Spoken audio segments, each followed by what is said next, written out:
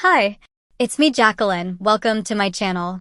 If you're new to the channel, then please subscribe my channel and visit my Patreon page, link in the description. I awoke as we pulled into a rest area in the morning. It was just after 6 and the sun was rising over the horizon. The driver announced that we'd be here for half an hour and then stepped off the bus and headed quickly towards the restaurant. I rubbed my eyes and followed several people inside. After a light breakfast, consisting of a glass of orange juice and a Danish pastry, I walked to the rest stop's gift shop before heading for the bus, but I couldn't find the kind of elasticized bands that I normally use to hold my hair in a ponytail, or even anything close. Regular rubber bands hurt because they pull on individual hairs, so I had to settle for an iridescent plastic hair clip in the shape of a very large butterfly. Despite its obvious feminine appearance, I felt that it would make me look less like a girl than wearing my hair loose and having it cover my shoulders, back, and hanging down over my chest, because it would be hidden behind my head. As I climbed into the bus, the driver said, "Just in time, Mississippi. We're all ready to go. Take your seat, please." I didn't bother replying. I just smiled and just shrugged off his calling me, Miss. I took my seat, pulled my hair back, and fastened the brightly colored hair clip as the driver stood to count the passengers. We pulled into Chicago a little after noontime. I had a hot dog at a stand in the terminal and then sat for a little over an hour until my next bus was ready to depart. The final leg of the trip took just an hour and 5 minutes, and as we neared my destination city, I thought about my cousins. I wondered how much they had changed since I had seen them last. I knew that Suzanne had gone to college to become a dental hygienist and then changed over to nursing after the first year, having decided that she didn't want to spend her working life staring into someone's open mouth. Nicole had joined the local police force right after high school, and that made perfect sense to me. At close to 6 feet, she seemed like the perfect candidate. I sure wouldn't give her any lip if she stopped me for a traffic infraction. Lisbeth was a year older than I was and a year ahead of me in school. I was going to be a junior for the next term, so she would be entering her senior year. As Mom had said, Lisbeth and I had been very close during our vacation trips. I was hoping that we still had something in common, or this was going to be one boring vacation trip. I breathed a sigh of relief as the bus turned into the final bus terminal. I was tired of buses and glad to be here at last. As I stepped off the bus, I heard voices screaming, "Jimmy! Jimmy!" I looked towards the sound of the voices and spotted 2 young women waving to me. They were both young and fairly short, so I knew they must be Suzanne and Lisbeth. Since the older one was wearing a nurse's pantsuit uniform, it wasn't difficult to figure who was who. Another easy identifier was that Suzanne had blonde hair, inherited from her mother, while Lisbeth had brunette hair like her father. Nicole was also a brunette, but in other respects it was difficult to believe that she was from the same gene pool. I'm not saying she was ugly, because it was just the opposite. She had a beautiful face, but when we were younger she was built like an Olympic triathlon competitor. I gently pushed my way through the dozens of people milling about the bus and reached my cousins. Lisbeth was the same height as me and Suzanne was about an inch taller. We hugged and kissed like cousins and then took a step back to look at each other and talk while the area slowly cleared of my fellow travelers. Lisbeth was wearing white shorts and a pale blue, sleeveless, summer top that left her midriff exposed. She had turned into a real beauty with large, emerald green eyes and the face and body of a model. She reminded me a lot of Carmen Electra. Suzanne, on the other hand, hadn't changed very much from the last time that I had seen her. She was still one of the cutest blondes around, and I had always thought that she looked a lot like a young Debbie Reynolds. "Jimmy, turn around," Suzanne said after we had talked for a few minutes. I paused briefly, then turned so they could see my hair. I was sure I knew what prompted Suzanne's request. Instead of receiving a comment about the length of my hair, all I got from Lisbeth was, "What are you wearing in your hair? Isn't that a little girl's hair clip?" It's a long story, but basically I lost my elastics, and this was all I could find in a restaurant gift shop. It was either this or wear it loose. You're braver than other guys. Most would just tie it in a knot before ever wearing a girl's hair clip. It's just a piece of plastic, not a declaration that I'm gay. "You're right, Jimmy," Suzanne said matter-of-factly. "It's just a piece of plastic." Let's get your bags and we'll go to the house. You haven't been here before, have you? Nope. This is my first trip to see you guys since you moved from Massachusetts. You won't believe the great house that we have here, Elizabeth said. Daddy's business has been doing fantastic. I hope that you brought your swimsuit. I did. Mom told me that you have a pool. It's not Olympic-sized, but it's large enough to do laps. The other passengers from the trip had all gone by then, leaving us alone by the bus. I walked over and picked up my 2 bags, then turned to follow Suzanne and Lisbeth. As we neared the car, I said, "Hang on a minute. These bags seem to be too heavy." Suzanne said, "Here, give me one." No, that's not what I mean. I can carry them, okay? They just seem heavier than when I packed them. We're almost to the car, Lisbeth said. Let's open them up and see if someone has taken your clothes out and filled your suitcases with piles of money. Sure, I said, smiling at her joke. That's highly likely. Stopping next to the car, I laid one of the suitcases down on its side and fished the key from my pocket. Unlocking the case, I lifted one side. Each half was protected by a stiff flap, which had to be unlatched, so I unclipped the flap next to me and flipped it over to the other side. My jaw dropped faster than the flap. Lisbeth was the first to speak. Your taste in clothes surprises me, Jimmy. After seeing your worn jeans and grungy old t-shirt, I never expected you to have such nice clothes in your suitcase.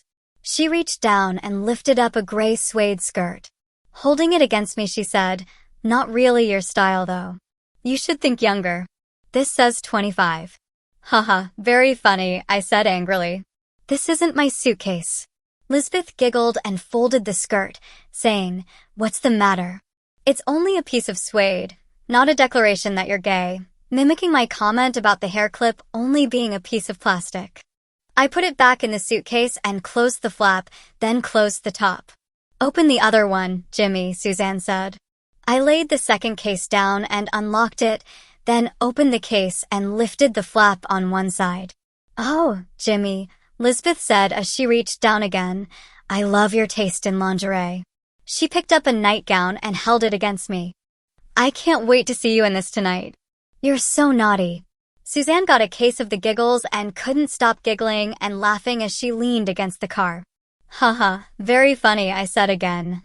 "Somebody's got my suitcases and I got hers." Lisbeth folded the nightgown and put it back. "I would say that you definitely got the better end of the deal. They look to be about your size too. You can try everything on when we get to the house so we can see if anything has to be altered. I have a sewing machine and I can make everything fit like it was made for you. I'll shorten your skirts and dresses so they don't look too old for you." I closed the suitcase and stood up, ignoring her remark. It was usually best to ignore Lisbeth's remarks, a fact that I had forgotten until now. "I'll take these inside and see if anyone has turned in my cases." Lisbeth wasn't about to let up just yet. "Oh, why bother the busy people here? I'm sure that you can make do with the things in the cases." Suzanne was still giggling and leaning against the car for support. I grimaced, picked up the cases, and walked into the terminal. Waiting patiently until the ticket agent was done with his customer, I stepped up to the counter. "Yes, miss," the mail clerk said. "What can I do for you today?" I let the miss pass without comment. I just arrived on the bus from Chicago. Someone apparently took my suitcases by accident and left me theirs. "Mixed up bags, eh?" "Put them up on the counter." After I did, the clerk carefully checked the outside of each case. No name or address on the outside. The baggage claim tag indicates that this was the destination, so your bags must have been picked up by somebody that was on your bus. The bags are Samsonite brand, so it's easy to confuse them. That company makes millions of suitcases, all the same sizes and colors. I understand. How do I go about getting my suitcases back? Without a name and contact telephone number, we'll have to wait until they're turned in. The clerk took the first of the cases and opened it up. He carefully looked through the case, making notes on a form about the contents. After doing both sides, he said, "Nothing in the case that would help us identify the owner." He went through the second case and said, "Nothing of any help in that one either." The clothes seem to be of very high quality, so I'm sure that the owner is going to want them back unless your things were nicer. "I'll need some ID for the report." He smiled pleasantly as I handed him my student ID card and asked, "Are you staying locally, miss?" Ignoring the gender misidentification again, I said, "Yes, I'll be here all summer. I'm sure that it won't take that long to recover your suitcases, Mississippi. Do you have a phone number where you can be reached?" He wrote down my aunt's number as I recited it, then smiled at me again. "Okay, we'll call you as soon as we get your suitcases back. Here's your copy of the report, Miss James. Please call if you don't hear from us within 30 days. We might have tried and not been able to reach you." I took the paper and thanked the clerk before turning and walking out of the terminal. As I approached Suzanne's car, I said, "I have to get some regular elastics for my hair. I've never been called Miss so much in my life. They're even calling me Miss James." Both Suzanne and Lisbeth started laughing again. "What's so funny?" "That enormous butterfly hair clip that you have in your hair makes it absolutely impossible to think of you as a male," Lisbeth said. "You might as well be wearing bright red lipstick, a 14-inch miniskirt, and high heels. Here, I have something that looks much more masculine." She reached into her purse, rummaged around a little, and produced a bright pink scrunchie, a very wide piece of elasticized fabric that some girls use in their hair instead the tiny, thin, black, navy, or purple elastic bands that I always used. She held it out to me. "Oh, you're funny," I said. "Why not just put a big bow on top of my head and do it right?" Both girls started laughing again. It was beginning to look like it would be a long summer. It only took about 15 minutes to reach the house. Suzanne and Lisbeth had finally stopped giggling once we left the bus terminal, but it didn't take much to set them off again. Several times I thought that Suzanne was going to drive off the road as tears rolled down her cheeks. We were only talking about the things that had happened on our vacations together, but I have to admit that some were pretty funny. As we reached the house and stepped out of the car, Lisbeth grabbed my t-shirt lightly and made a face as she said, "Jimmy, I hope all your clothes aren't like these." "What's wrong with them?" I asked, looking down to where she was holding my shirt. "Jeans have a place in everyone's wardrobe, but you should normally wear regular slacks, and you should wear pullover shirts with collars instead of t-shirts." "I hate t-shirts." "I should take you shopping and get you some proper clothes." "I like jeans and t-shirts. They're comfortable. Don't you want to be attractive to girls?" "Sure." "Are you really sure? You're not going to attract girls by dressing like a slob all the time. My clothes are clean." "But you still look like a slob. With $1,000, I could outfit you so well that the girls would be falling over themselves to go out with you." $1,000? Who has $1,000? You don't have to get everything at once. Start with a few things and keep adding. Just stop buying jeans and t-shirts. At least start wearing pullover shirts with a collar instead of tees. We had reached the front door by now, and as soon as Suzanne had unlocked and opened it, we followed her in. "Why don't you show Jimmy around, Liz? I'm going to change and then start dinner." Lisbeth gave me a complete tour of the house after I called home to tell Mom that I had arrived safely. I didn't bother her with the story about the bus company losing my luggage because I felt that I'd get them back quickly, and Mom had enough to worry about. The house was a very large 2-story colonial home with 4 enormous bedrooms on the top floor. There were also 2 bedrooms on the first floor near the kitchen. I suppose that they could have been intended for staff if a family had live-in servants such as a cook or nanny. Lisbeth showed me which of the 2 bedrooms I'd use while I was here. A full basement, without interior walls other than for a bathroom and a small laundry room, looked out upon the backyard. It had a full kitchen and eating area, with the rest of the space devoted to 3 separate groups of couches and chairs. The basement was obviously designed for entertaining. Large patio doors overlooked the rear yard and pool, and I began to look forward to taking a swim in the cool, clear water which was as flat and placid as a mirror right then. From the rear yard, the house appeared to be a 3-story building. We were still standing by the patio doors when Suzanne came down from the upstairs kitchen carrying a large baking dish. She had changed out of her nurse's uniform and was wearing a pair of brown slacks and a creme-colored blouse. "Nicole made this casserole a couple of days ago. We just have to heat it up and we can eat. Liz, would you get the rolls from the upstairs kitchen? Better bring down some butter also." While Lisbeth hurried upstairs, I walked over to the kitchen area. "Anything I can do, Sus?" "Not right now, hon. Wait, I take that back. You can help me set the table. The dishes are in that cupboard next to the refrigerator."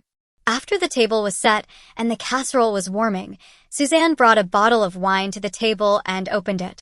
"Want some wine, Jimmy? We usually have a glass at dinner. What'll your mom and dad say if they come home and see me drinking wine?" "I'm only 16. You're old enough for a glass of wine at dinner. We've all been allowed some wine once we reach 16. I've heard that in Europe, kids start drinking wine when they first start school. Mommy and Daddy aren't here anyway. They had to fly to San Francisco this morning. Some emergency at the plastics plant out there. The production manager quit last night after having a fight on the phone with Daddy about something. They don't expect to be back for weeks. They'll stay out there until Daddy hires a new production manager and gets him situated." "In that case, I'd love to have a glass of wine," I said, smiling. While we waited for the food, we talked about our vacations again.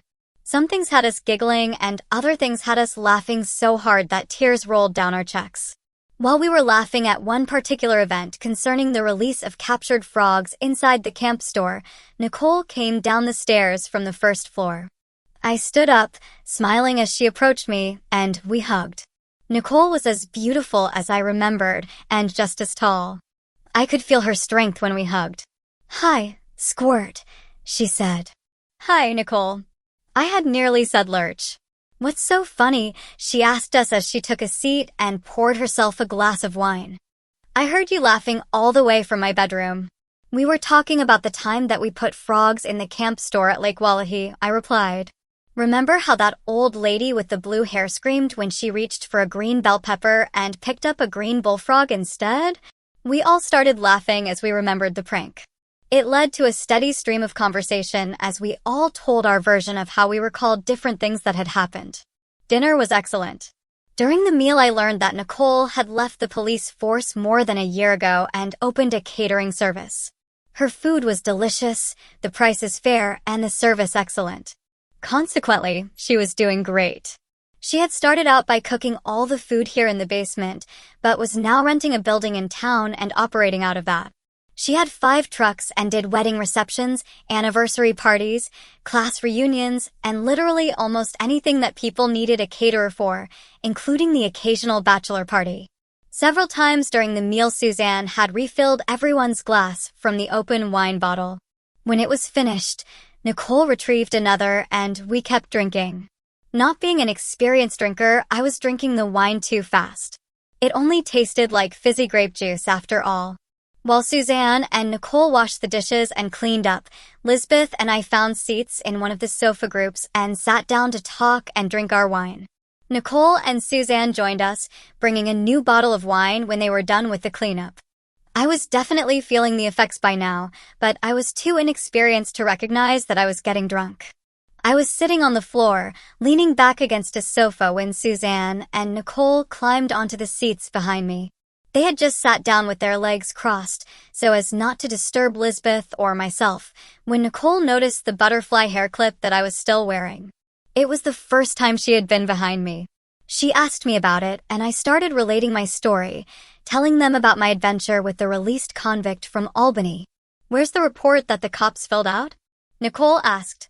I reached into my pocket and handed her the entire wad of papers that I had. Nicole started looking at the paperwork and said, "This says that a Miss Ashley James turned in 2 suitcases containing intimate women's apparel, apparently picked up in error after disembarking from the Chicago bus. It further says that Miss James' own suitcases, identical in manufacturer, color, and model, are missing. Not that one. That happened later." Nicole opened up the other sheet and read it. "This one says that a Miss Ashley M. James was being accosted in the Buffalo bus station by a recently paroled felon. He was observed dragging her by the hair toward the station exit with the obvious intent of taking her outside the station. The young woman reported that he had offered to take her to his apartment and, when she declined, started to forcibly drag her. The young woman declined to press formal charges because she was only passing through the city on her way to Chicago." Lisbeth said, "Why do you keep identifying yourself as Miss Ashley James? Say, were those really your suitcases?" Everyone had a good laugh, including me. I don't know why they keep calling me Miss James. I didn't tell them to call me that. They took my name off my student ID. Nicole studied the ID that had been included with the wad of papers that I had handed over. Your ID says Ashley James, middle initial M. Your picture makes you look like a girl because your hair is pulled tightly back in a ponytail, and it looks like you're wearing makeup. I can see why they're assuming that you're a girl. I was not wearing makeup, I said indignantly. That was just from the weird yellow lighting in the gym where the pictures were taken. And the name is Ashley James M, not Ashley James. You probably haven't looked closely at your ID.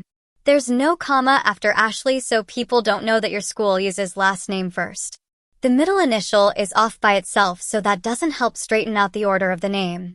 Let me see that, I said. It took a few seconds for my eyes to focus. I'll be darned. I guess I'm Ashley M. James. My mom will sure be surprised.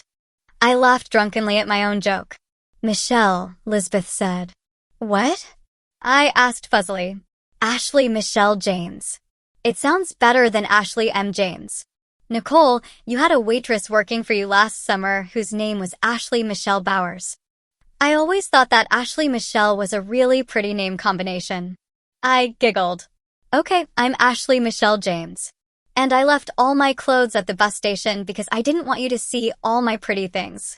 We all laughed and I took another swallow from my glass. Suzanne, who was directly behind me, reached out and removed the butterfly clip and then started playing with my hair. Your ends are all split, Ashley Michelle. You have beautiful hair, dear, but it desperately needs some attention. I'm going to cut your hair for you. No, I don't want my hair cut, I said flatly. I won't cut it short, hon, just a trim to remove the split ends. It's okay the way that it is. No, it isn't. It's in absolutely terrible condition. When did you shampoo it last? About a week ago, I guess. Is that the last time you showered? Lisbeth asked, raising her nose in the air and making a face in mock offense. No, I showered 2 days ago. You spend 2 days on a bus without being able to change your clothes, and you won't smell too great either. Suzanne stood up and started pulling me up. Girls, I think our cousin needs a shower. In seconds, Lisbeth and Nicole were helping to drag me towards the basement bathroom. Lurch could probably handle me by herself, so they didn't have any problem getting me there. I'd barely had time to gulp down my glass of wine. Once in the bathroom, they started stripping me. I protested, but it was to little avail. They stopped when I was down to my undershorts and left, taking my clothes with them. Don't come out of there until you're clean, Suzanne said. I'll throw your jeans, t-shirt, and socks into the washer. Shampoo your hair 2 times or I'll come in and wash it over the sink. I didn't have much choice, so I dropped my undershorts and stepped into the shower. I shampooed my hair twice and then washed the rest of me as thoroughly while I entertained myself by singing. I always enjoyed singing in the shower, mainly because it was the only place I dared sing, and I was feeling great when I stepped out. I was clean, and the wine had me flying high. My only problem was my undershorts weren't on the floor where I'd left them. I went to the door and opened it a couple of inches. Somebody took my shorts, I yelled out. I don't have anything to put on. Your clothes are in the washing machine. We were just waiting until you were out of the shower to start the machine so you didn't get scalded or frozen. Here, I heard Lisbeth say as the door was pushed open a little further and a hand holding a robe appeared. I took the robe and closed the door. The material of the robe was thin and had a feminine appearance with a bright, multicolored floral print pattern, but I put it on anyway.